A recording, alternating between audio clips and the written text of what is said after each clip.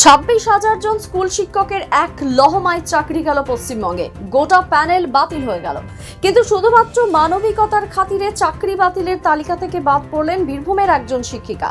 Cancer আক্রান্ত শিক্ষিকা সোমা দাসের চাকরি বহাল রাখল সুপ্রিম কোর্ট। 2022 সালের জুন মাসে দীর্ঘদিনের আন্দোলনের পর অবশেষে চাকরি পান শিক্ষিকা সোমা দাস। সুপ্রিম কোর্ট কলকাতা হাইকোর্টের রায়কেই বহাল রাখলেও বাকিদের মতো চাকরি হারাননি তিনি। এই রায়টা অত্যন্ত হতাশাজনক। এই রায় আমাদের কখনোই কাম্য ছিল না। আমরা চেয়েছিলাম যে দুর্নীতিগ্রস্ত সাজা পাক, শিক্ষাক্ষেত্র দুর্নীতিমুক্ত এবং এই দুর্নীতির সঙ্গে যারা জড়িত তাদের শাস্তি হোক। এখানে দেখছি নির্দোষরা শাস্তি পেয়ে যাচ্ছে। যারা এর সঙ্গে যুক্ত, যারা অফিসার ছিল, যারা কমিশন ছিল বা শিক্ষামন্ত্রী, তাদের কিন্তু এখনো সাজা সেরকমভাবে হয়নি।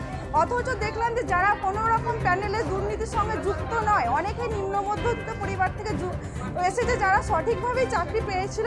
2022 সালের জুন মাসে দীর্ঘদিনের আন্দোলনের পর অবশেষে চাকরি পান শিক্ষিকা সোমা দাস। সুপ্রিম কোর্ট কলকাতা হাইকোর্টের রায়কেই বহাল রাখলেও বাকিদের মতো চাকরি হারাননি তিনি।